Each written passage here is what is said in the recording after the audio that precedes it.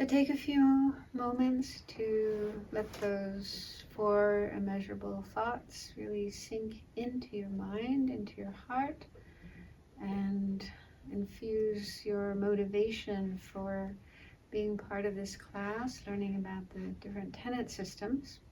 Connect this class with our aspiration to benefit all sentient beings and to become a fully enlightened Buddha, to help them in the best possible way. Let's take a few more moments to refresh our minds about the way this school, the Vaibashika school, explains the 2 truths, conventional truths and ultimate truth. So imagine you're in the kitchen, putting away the dishes, and you're holding a nice porcelain plate in your hands and going to put it away on the shelf. And then suddenly it slips out of your hands and crashes onto the floor, breaking into many, many pieces. So there'll probably be some emotional reactions coming up in your mind, maybe some embarrassment, self-criticalness, maybe some fear about somebody getting angry at you for doing this, and so on. But put those aside and just look at that mass of pieces lying on the floor. Do you see a plate there? There was a plate a short time before, but now is there still a plate there in all those pieces? So obviously not. And according to this school, the Vaibashika school, that indicates that the plate was a conventional truth. It's just true conventionally, but not ultimately. Because if we take it apart, physically or mentally, we no longer perceive that object. And now imagine picking up one of those pieces and pretend that you have some kind of super psychic ability to look into it and see all the components, all the different particles that make up that piece of porcelain. You can see the molecules and the atoms, the subatomic particles, and you could see right down to the tiniest particles. They can't be broken down any further.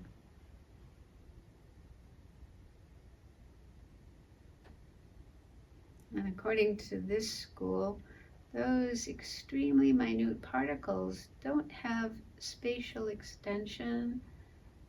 They don't have sides that you can identify as top or bottom or left side, right side, and so on.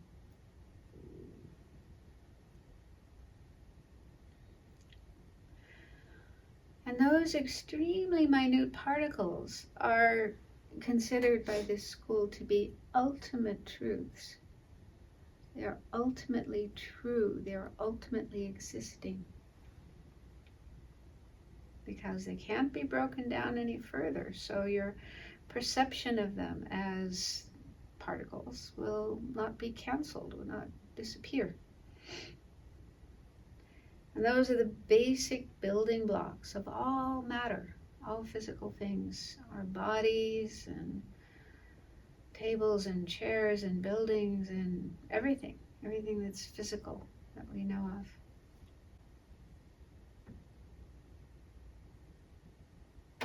They are ultimately true.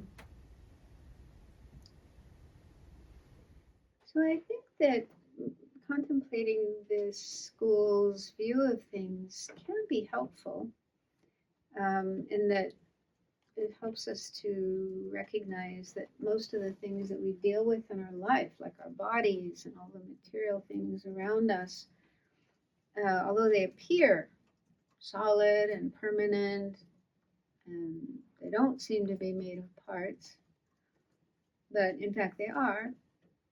So it's useful to realize that they are made of parts, and the parts are made of parts, and those parts are made of parts, and so on and so on, down to these very, very tiny particles. And also all of our thoughts, our mental states, thoughts and emotions and so on, those can also be broken down into parts in the sense of very short moments of experience. And those can be broken down further and further and further until we get to an extremely brief moment of mind or experience. It can't be broken down any further. So I think that contemplating this can help us to have less attachment and aversion, help us, of course, to understand impermanence and that things are not as solid as they appear. So I think that can help to decrease our afflictive emotions in relation to these different objects. And I think it is a stepping stone towards the higher views, like Prasangika view. But it seems that they don't go far enough in their analysis, because even though they break things down and get to these very, very tiny particles of matter and very brief moments of mind, they stop there. They stop there and say, oh, those things are ultimate truths. They are ultimately true. And they don't go any further in their analysis. Whereas the Prasangika school would go further and analyze those very tiny particles and moments of mind and discover that they are not ultimate truths. They are not ultimately existing, but they are also made up of parts and dependent on causes and conditions and mental labeling and so on. And so, it would be, from the Prasangika point of view, silly to call those things ultimate truths, ultimately existing. But I think the other schools, other than Prasangika, like this school, I think they're scared. It's scary to go there and maybe worried about falling into nihilism. Like, how can you explain things if there's nothing there? Like Nagarjuna says, can't really find anything solid and fixed to point to. But it's a stepping stone, I think. It's a step towards the Prasangika view. Okay, so let's go on. At the end of our last class, we were looking at this rather confusing explanation of these two different terms that sound quite similar. And in fact, all the other Buddhist schools say they are the same, but only this school makes a difference between them. So I wanted to try to clarify that.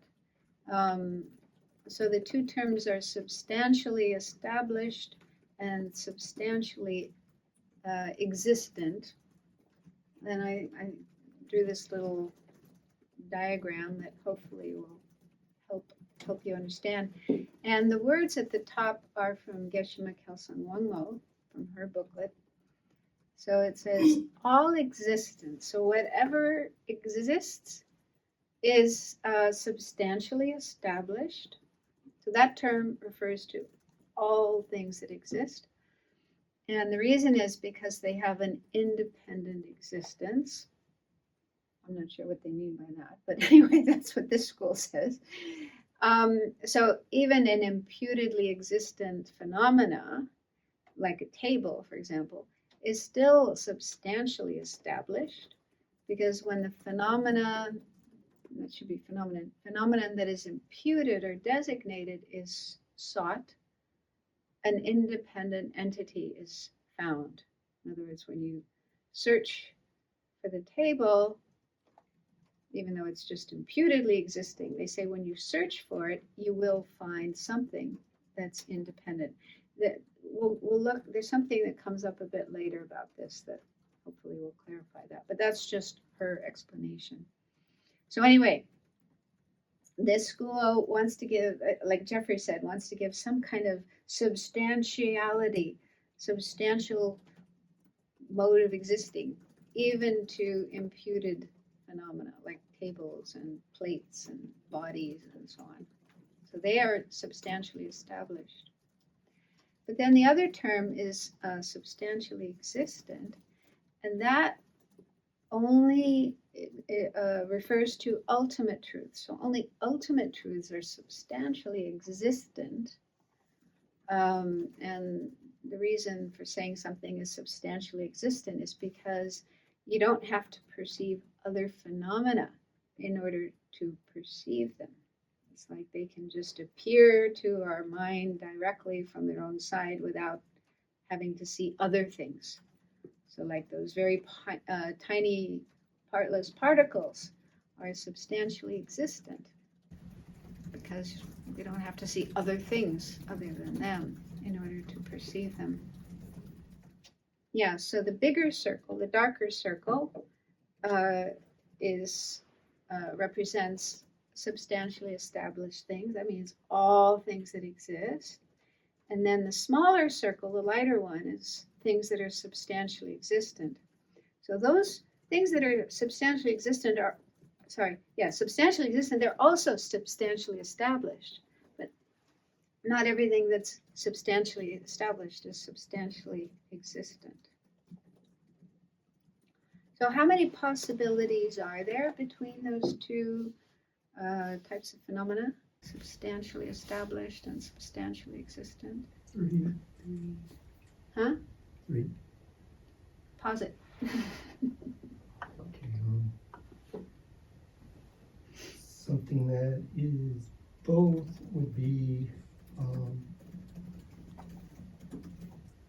a partless particle would be both substantially established and substantially existent.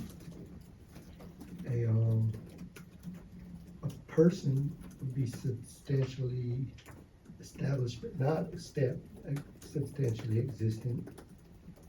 And the horns of a rabbit would be neither. I think in the game you can't posit things that are non-existent. I thought they did that for the things that are not. But no, my understanding is, in order to posit something in this little game, it has to be something existent. To compare them, but not to posit it as something that's neither. I mean, you're right in the sense that, yeah. I mean, it's done.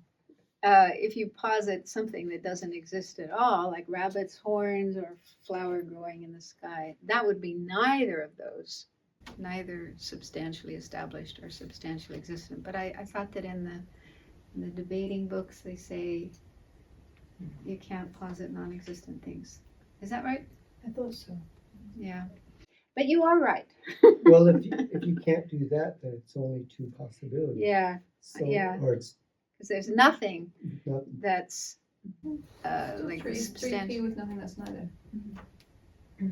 There's 3 possibilities with nothing that's neither. There's still 3. Yeah. But it's not really a third possibility. Yeah. If there's nothing, it's not. But yeah, if it was okay to posit non-existence, then you could say there are 3 possibilities. I thought that was done all the time for things that are neither. I mean, it's been a while since I looked at that, but that's what I remember. And so we're saying that existence and substantially established in this school are mutually inclusive. Yeah, those would be mutually inclusive. Whatever exists is substantially established. Whatever substantially established exists. Okay, does that help? I don't know, but again, I don't know how important this is. If it's a really big deal.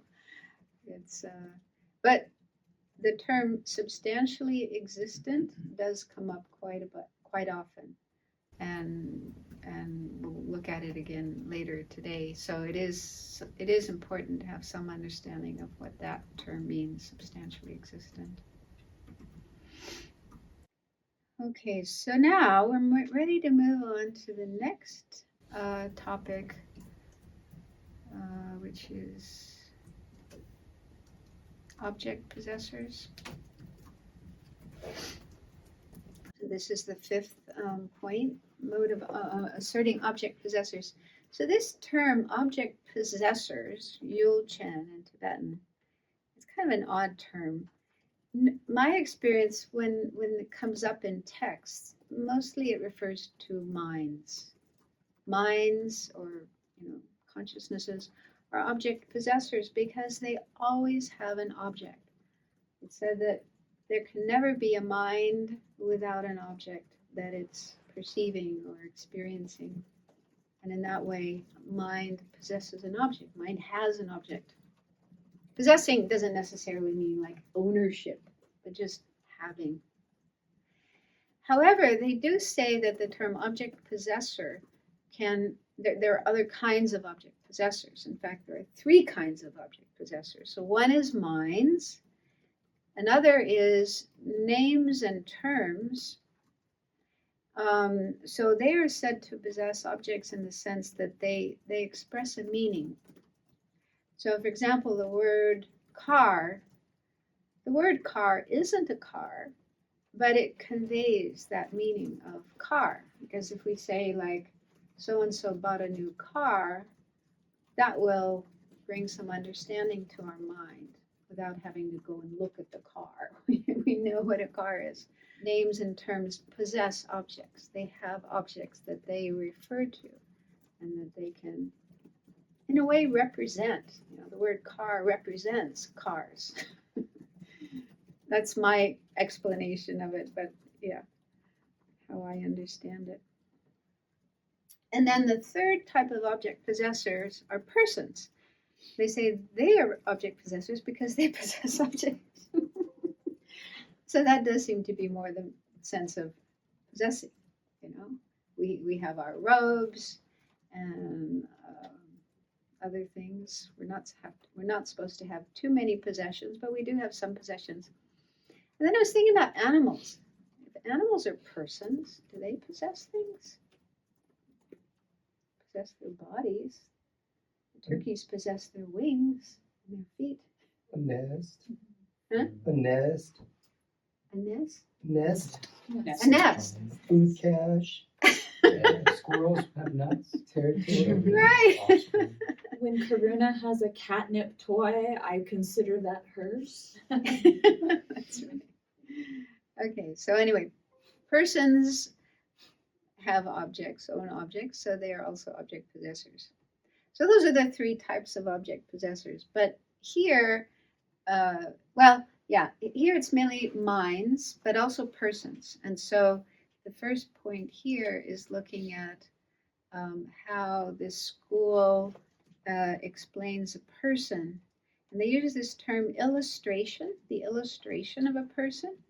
And in Geshe Zopa's explanation, he says this term illustration means what you find when you analyze what a person is. Even though we say there's no self-sufficient, substantially existent person, but there's still a conventionally existing person that experiences happiness and suffering, creates karma, experiences the results of karma, meditates, eventually attains nirvana, and so on. So there's a conventionally existing person. So when they analyze among the aggregates, what exactly can you point to as the person? So different schools come up with different answers to this. And in this school, the Vaibashika school, there's different sub-schools of Vaibashika. So they have their different views. So some say that the illustration of the person is the mere collection of aggregates. And I couldn't find any explanation of what mere means here. But that's what they say. Mere, so just the collection of body and mind. They say that's the person. And some Vaibhashikas say it's the mental consciousness, which I think coming from Prasangika view makes more sense because that's the thing that continues when we die. So when one life comes to an end, the body is left behind, but the mind, especially the mental consciousness, will carry on. from life to life, carrying the karmic seed. So that makes more sense. Say that's the thing you point to as being the person. So there's not a whole lot of explanation about this. But when studying Madhyamaka philosophy, they usually do go into how the different schools explain a person and what kind of person does exist, what kind of person doesn't exist. So it is a topic that's important. But mainly in this section, there's discussion about minds, different kinds of minds, different kinds of consciousnesses. And I'm not going to spend a lot of time on this now, because when we get to the next school, the Sautrantika school, there's a lot more explanation about all the different kinds of minds, like valid and non-valid, and so on. So I'm not going to go into the definitions of deep explanations of those here. I'll just briefly mention them for those who might be unfamiliar. So 2 kinds of mind. One way of dividing mind is into 2, valid and non-valid. And just roughly, valid minds or valid cognizers are those that experience their object correctly and in a reliable way. They can be relied upon to have understanding. And non-valid cognizers would be those that are not, they're not necessarily completely wrong. They could be. Some of them are really wrong, like seeing rabbit horns, seeing a rabbit with the ears sticking up and thinking those are horns, or seeing a scarecrow and thinking it's a human being. So those are examples of wrong consciousnesses. But sometimes there just might be one little element that's not ideal, not fully reliable. But we'll look at that more in the next school. What are the different kinds of non-valid cognizers? And then within valid cognizers, there are 2 kinds: direct perceivers and inferential cognizers. So direct perceivers are minds that experience their object in a very direct way, and sometimes they say nakedly, kind of, very direct and clear way of perceiving their objects.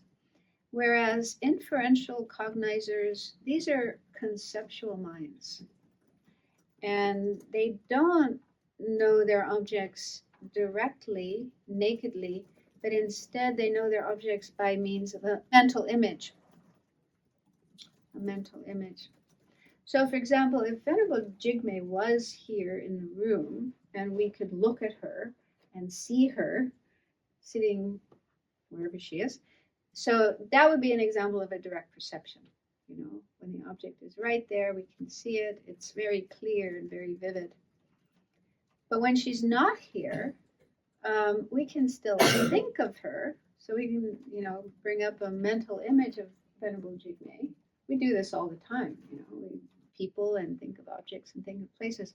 So when we're thinking of a person or an object, we can have this mental image of the person, but it's kind of hazy. I don't know about you, but it's not that clear and sharp as when she's right there and you're looking at her, and some details may be missing.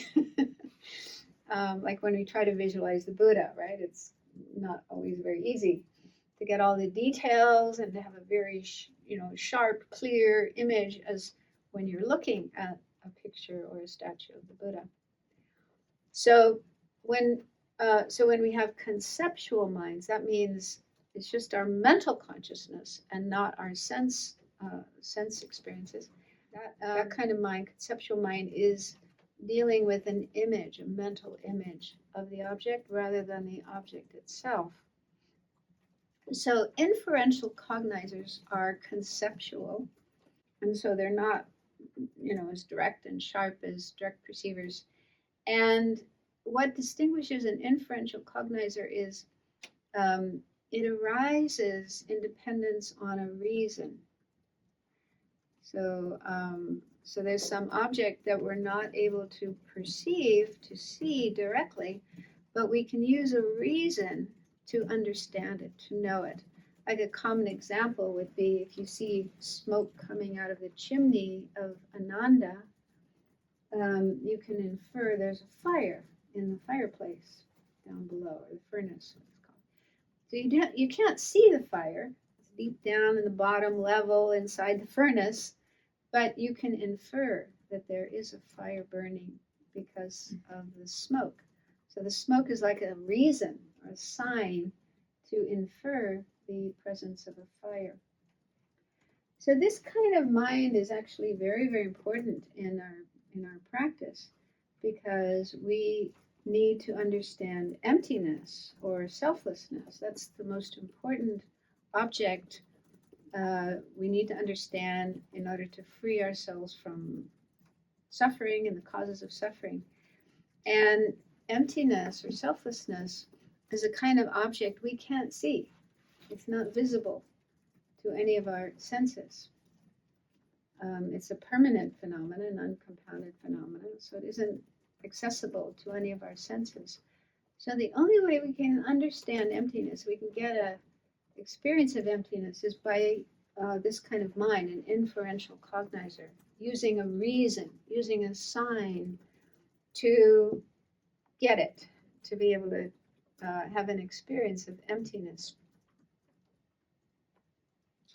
And then once we, that's like our initial understanding of emptiness is by means of a reason or a sign. And the kind of mind that understands emptiness in that way is called an inferential cognizer, or an inference.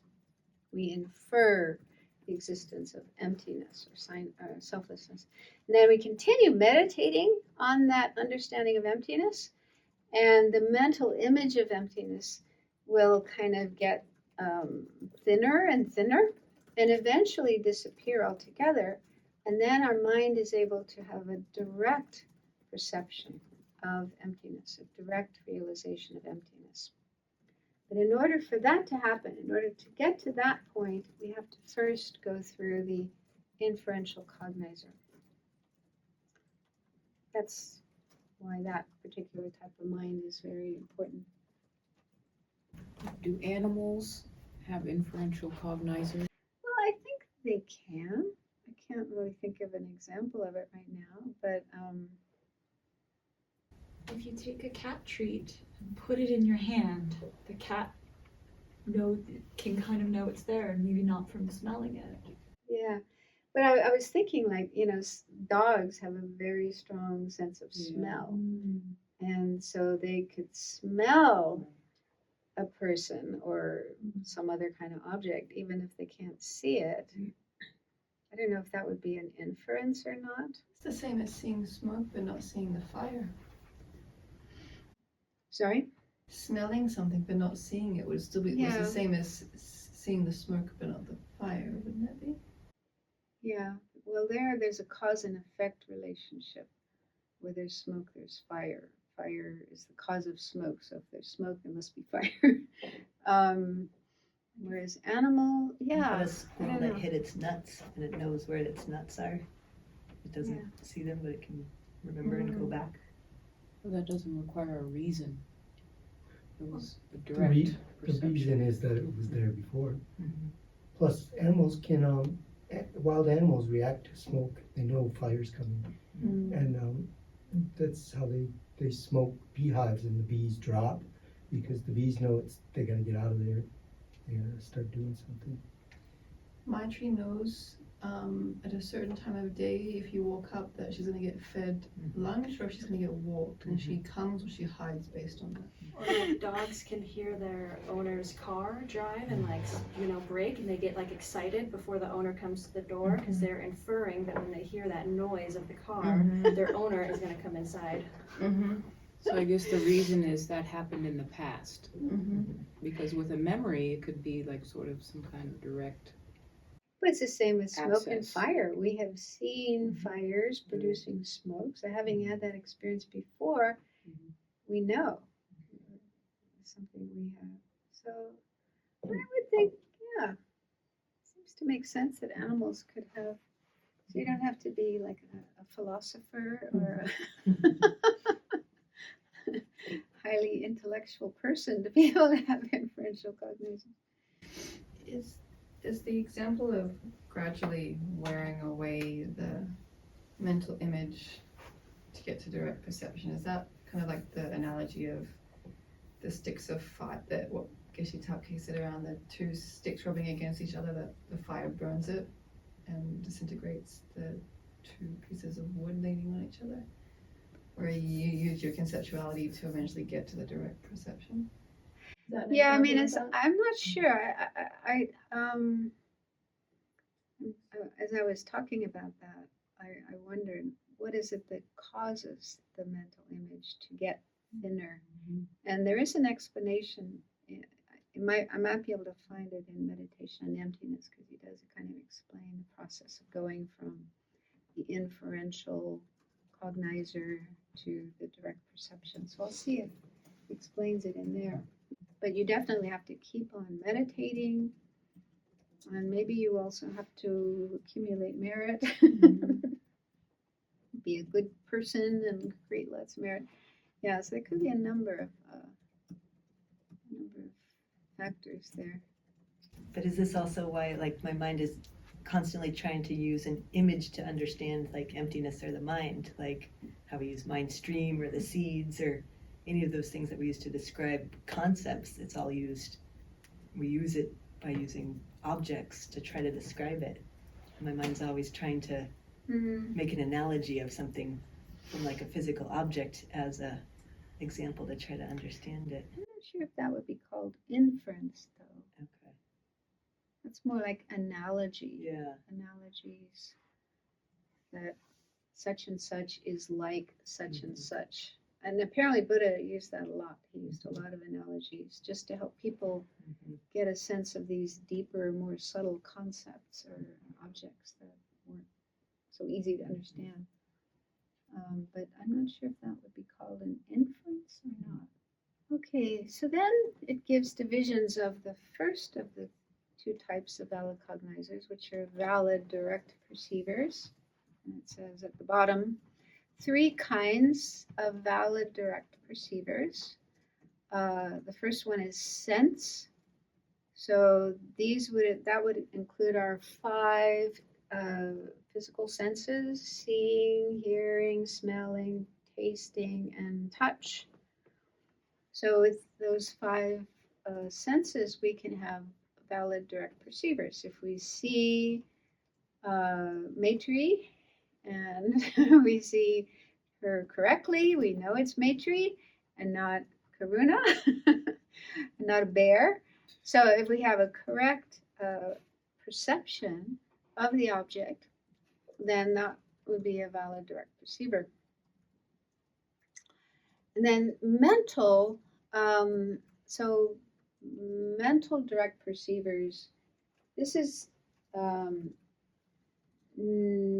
more difficult to understand. It's said that after we have a sense perception, like we see something or we hear something, shortly afterwards we usually started thinking about it. We started having thoughts and conceptions and associations and making stories and all that kind of thing. So they say in between the direct perception with our eyes, for example, and then the thoughts about the object, there's a very brief moment of a mental direct perception, meaning our mind, the mental consciousness, rather than any of the 5 sense consciousnesses, the mental consciousness is directly perceiving that object, but that's so brief, we're not able to recognize it, we're not able to be aware of it, then our mind immediately switches into thinking, conceptual thoughts. And when we have conceptual thoughts about the object, then we're actually dealing with an image, a mental image of the object rather than the actual object itself. So that's an example of a mental direct perceiver. Another example of mental direct perception is clairvoyance or super knowledges, Venerable calls them. like reading somebody else's mind, mind reading. So that can occur as a result of developing concentration, very good concentration. You can be able to see others' minds. And so that's mental direct perceiving. You're not seeing with your eyes or your ears.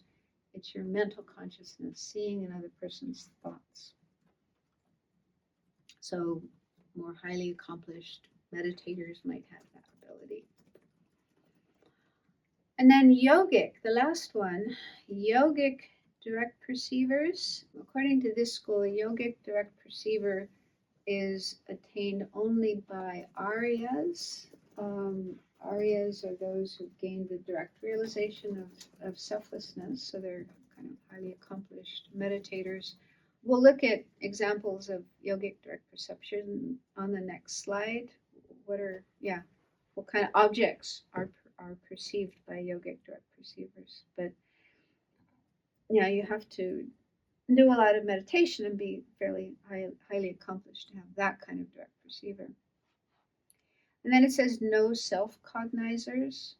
So some schools like Sutrantika and Chittamatra, I think I mentioned this one before, that they say that when, for example, when we see an object, we have a visual perception of an object, one part of the mind is directed at that perception itself. So there's the eye consciousness looking at the object, and then another consciousness, which is called a self-cognizer or self-knower, is looking at the mind itself, is only aware of that mind itself. So we'll learn more about that when we get to Sutrantikas. They believe in it. They're very adamant that there are self-cognizers, and they go into a lot of explanation. But anyway, this school says no, those don't exist. So that's all we need to know now. So the next slide then, goes into two types of yogic direct perceivers, because these are states of mind that one needs to develop if one wants to follow the path. So one type of yogic direct perceiver is realizing subtle impermanence. And so a yogi, a meditator, would be meditating on subtle impermanence, the changing nature of things, and at a certain point they would have a direct perception. It's actually a mental direct perception, not with their eyes, but with their mental consciousness, have a mental direct perception of subtle impermanence. So that's the meaning of yogic direct perceiver. And the second is yogic direct perceivers that realize selflessness of persons. So according to this school, there's two types of selflessness of persons. The first is a coarse level. This is the emptiness of a permanent, unitary, and independent self or person. The term person and self, those are actually synonymous. Those are mutually inclusive. In fact, there's 4 terms that are mutually inclusive. Self, person, being, and I. So anytime you encounter those terms, they have the same meaning. The non-Buddhists, at least some of the non-Buddhist schools, believe in a permanent, unitary, and independent self. What I've heard explained was that some of the masters of those schools would meditate and they would gain very good concentration and would gain the ability to remember past lives, maybe even see future lives. And they were able to see that there's a being in one life who creates karma, and then in a later life experiences the result of that karma. And so they figure there's something. Yeah, the body dies, but there's something that goes from one life to the next. So they thought about that, and they came up with this idea. This idea of a permanent, unitary, and independent self. They usually use the term Atman, I think is the hidden Sanskrit term, Atman, or soul. So it has these qualities of being permanent. And I'm not sure here if permanent really means unchanging as we normally think, or if it means more like ongoing, eternal, not dying after one life, but carrying on, permanent in that sense. And then unitary means it doesn't have parts, partless, can't be divided up. It's one whole monolithic thing. And then independent here means not depending on causes and conditions, which is true anyway for something that's permanent. Permanent things are not dependent on causes and conditions, but also independent in the sense of not depending on the aggregates, like separate from the aggregates, separate from the body and mind, like another kind of phenomena other than the body and the mind. So they came up with this idea and they taught it to their followers and it became widespread. So Buddha probably learned about this as well when he was young. And he discovered that there's no such thing as a permanent, unitary, independent self. So this is something all the Buddhist schools agree on. They're unanimous in refuting the existence of that kind of self. It's like a complete fantasy, a complete creation of the mind.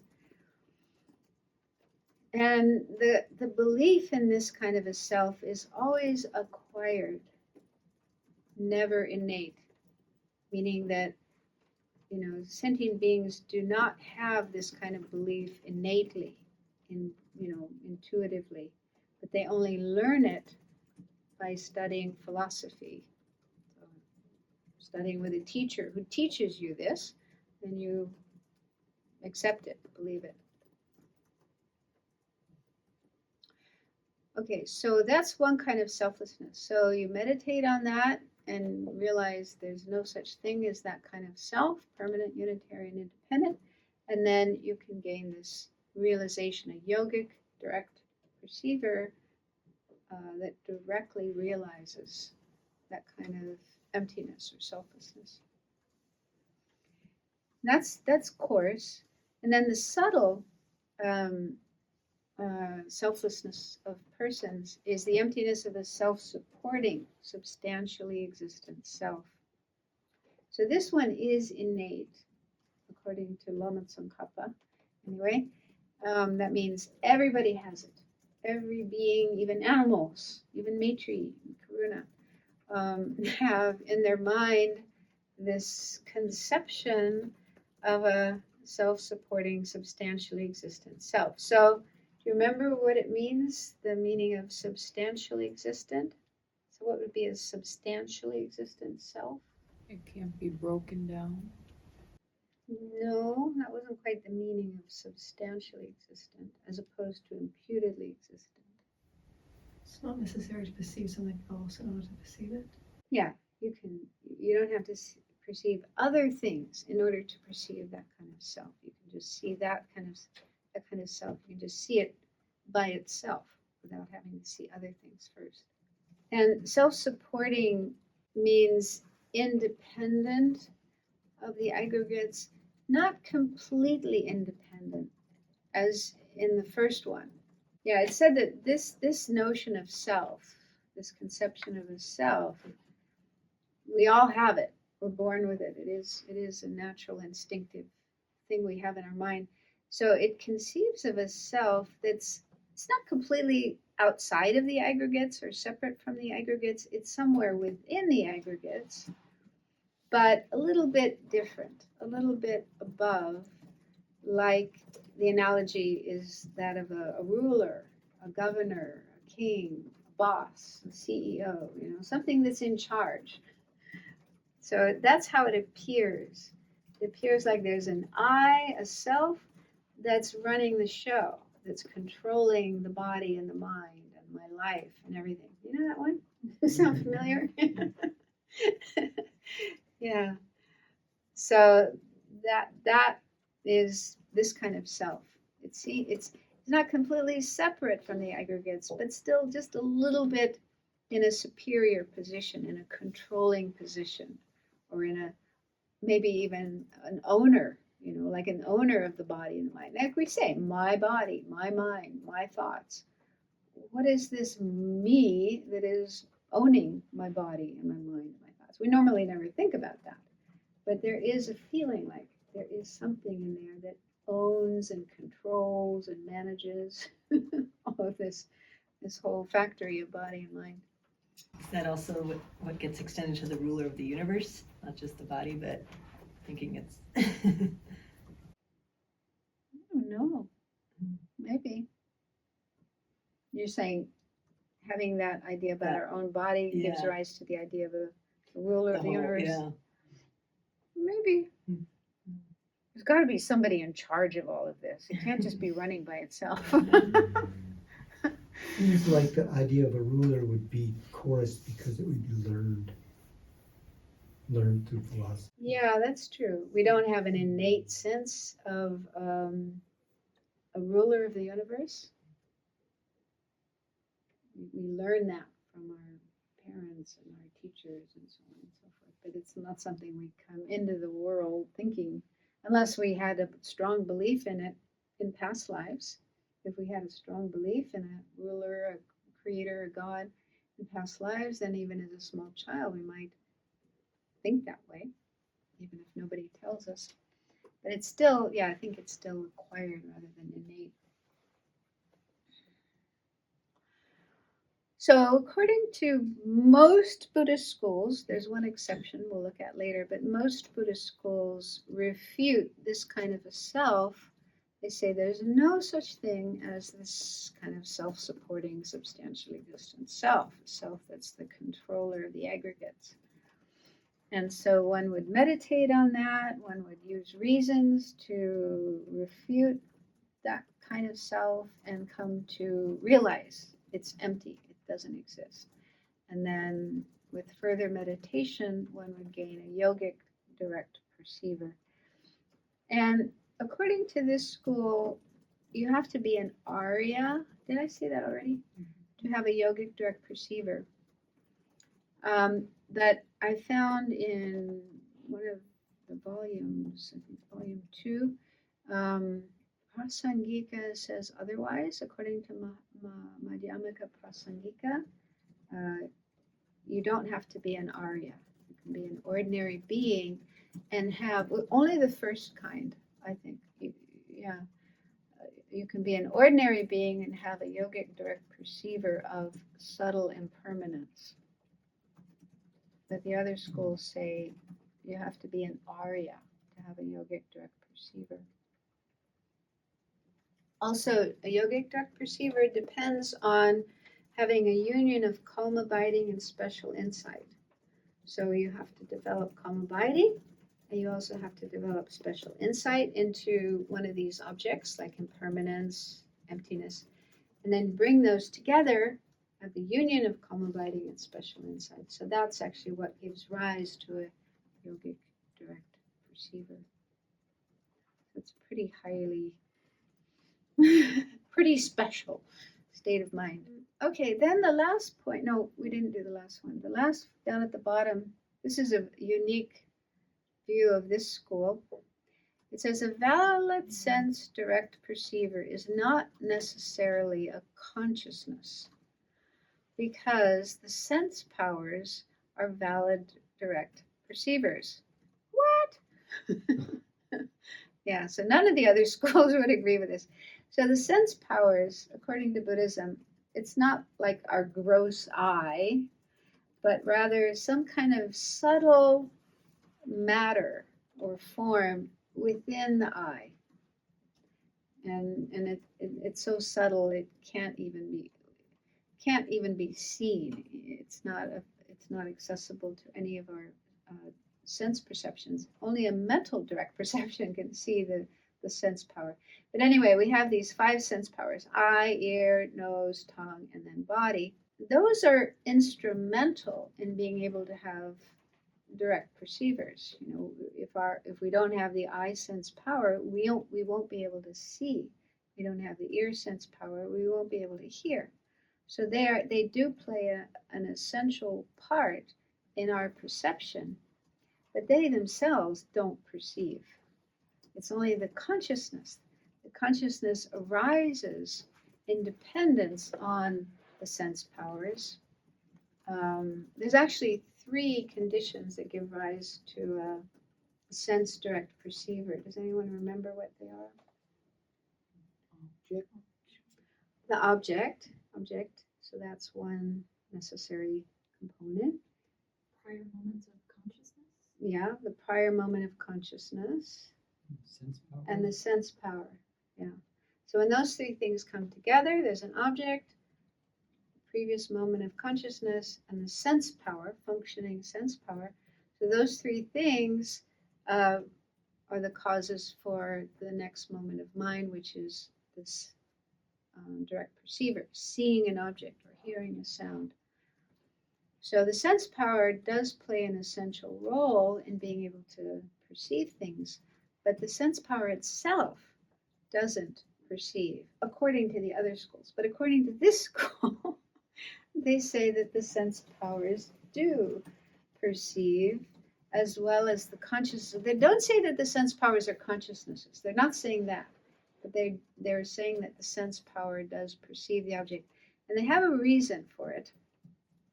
The reason they say this is that if it was the consciousness alone that perceived objects, we should be able to see things on the other side of the wall.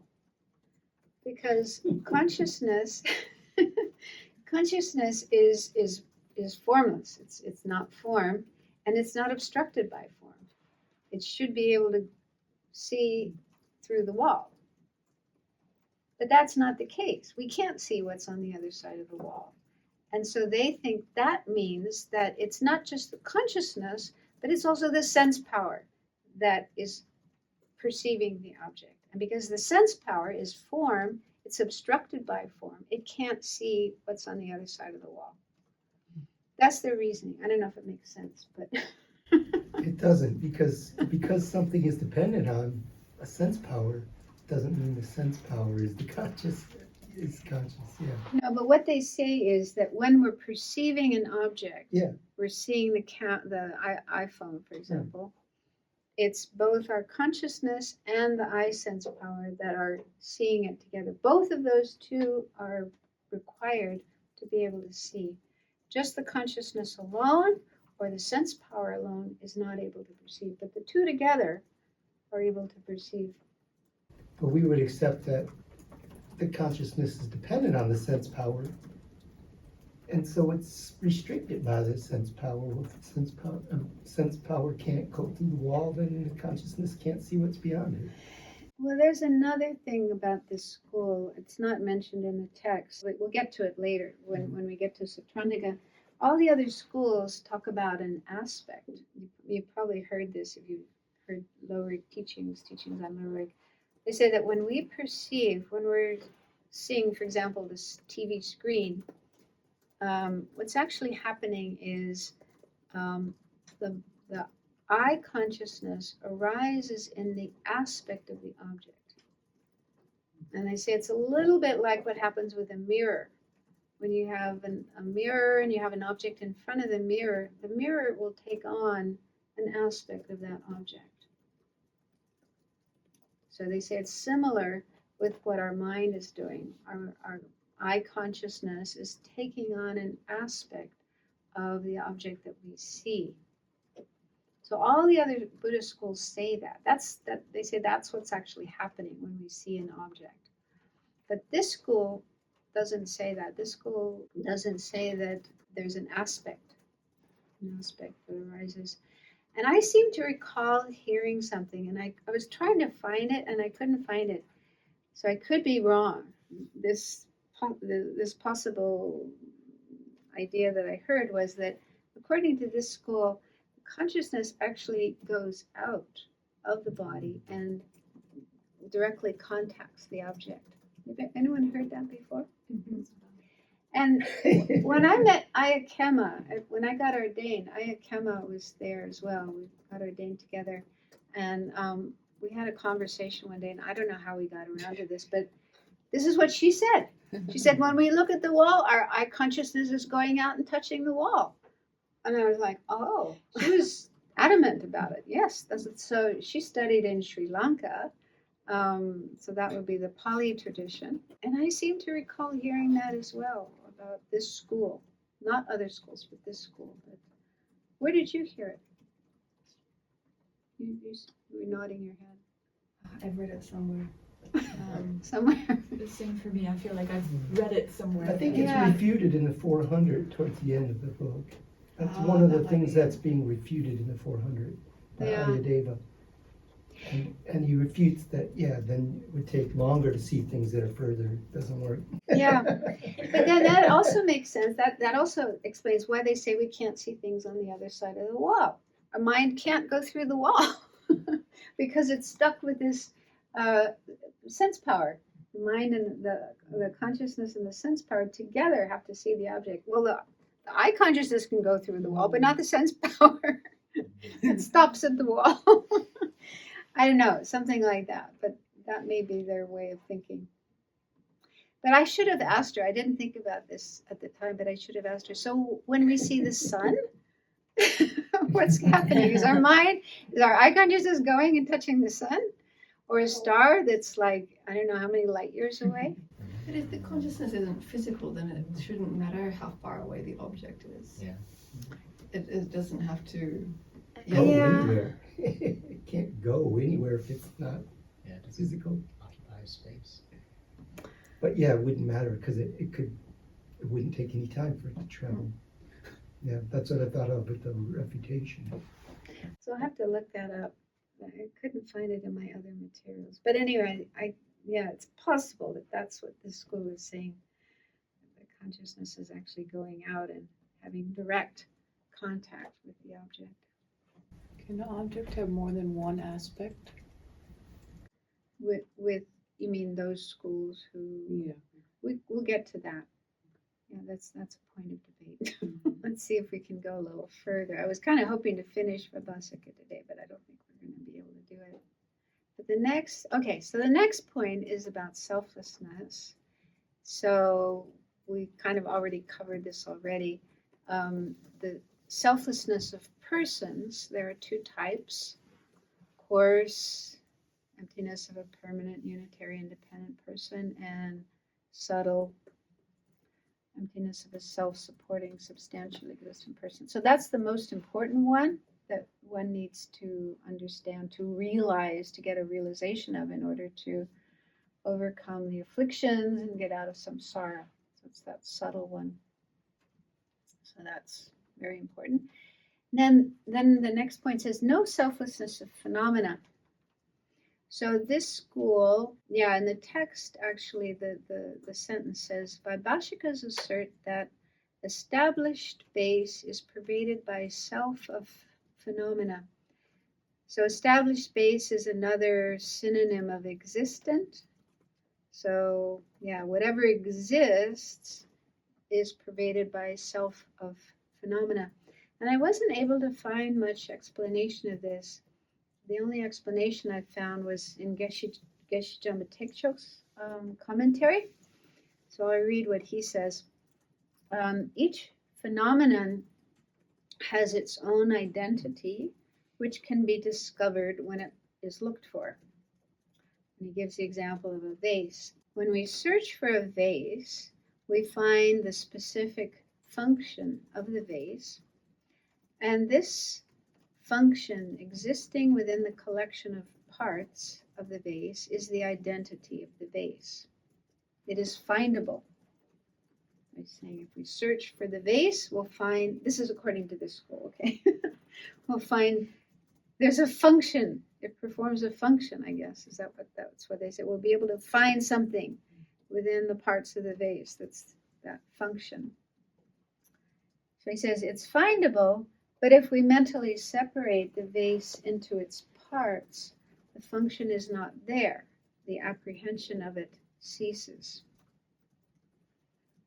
That's the only explanation I could find of that. So it does seem, I found, that this school does say that things are truly existing. So they would say that the vase is truly existing, the table is truly existing. And earlier mentioned, yeah, everything is independent, everything has an independent entity. But yeah, like I said, I couldn't find much explanation of that. So just have to leave it at that. So they do say that persons are empty of some kind of self, but phenomena that are not persons, so other kinds of phenomena, do have a self. They're not refuting a self of phenomena. Does that apply to the aggregates then? What? Then they're saying the aggregates truly exist, I think so. including the mental. Yeah, I think they say everything truly exists. Whatever exists is truly existent. So whether it's the body, the whole body, or all the parts down to the tiniest particles, all of those things are truly But existent. not the person. No, they would say a person is truly existent. Oh, they would. Well, they don't refute it. You don't refute. None of the schools refute true existence until you get to Chittamatra, mind-only school, and they only refute true existence with some things, but not other things. It's only Madhyamaka. This is a unique feature of Madhyamaka that refutes true existence.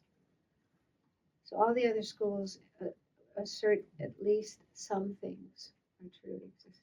Vaibashika said ultimate truths are only things that can't be broken down further, or things that cease to Yeah. exist. I don't think ultimate existence and true existence are the same for this school. I think they would make a difference. Yeah, this is one of the difficulties when you're studying this when you're doing tenets. You have these different terms like true existence and ultimate existence, but then each school will explain those terms differently. It's kind of complicated. And yeah, this school, there isn't that much explanation about what some of these terms mean. So I think that's why the commentaries are relatively light. Okay, so the last point here, I put this word in red because there's just a slight spelling mistake in the text. In the text it says Vasiputriyas, but it should be Vatsiputriyas. There's a T in there, not a big deal. So this is the name of one of the sub-schools, one of the 18 sub-schools of the Vaibashika. And they have an unusual assertion. They say that there is a self-supporting, substantially existent self. This is the only Buddhist school or sub-school that isn't on board with refuting a self-supporting, substantially existent self. And in fact, there's some Buddhist masters who question: are they really Buddhist? Are they really in the door or not? So there's debate about that. Yeah, so they say there is a self-supporting, substantially existent self, and it's something that's neither one entity with nor a different entity from the aggregates. So Geshe Jamateksha gave some explanation about that.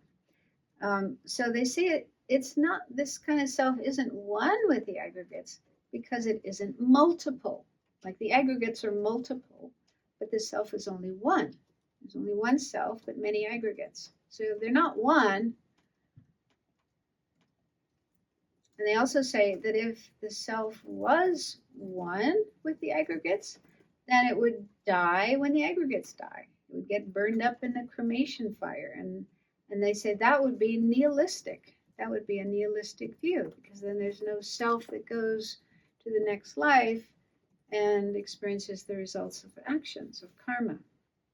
So that's why they say that the self isn't one entity with the aggregates. But then on the other hand, they say it's not a different entity from the aggregates, because if it was different, then there would be no relationship the aggregates and the self would have no relationship at all. And they say that would be like the extreme of eternalism or absolutism, permanence, that extreme. So they're trying to avoid two extremes here. They're trying to avoid nihilism and eternalism.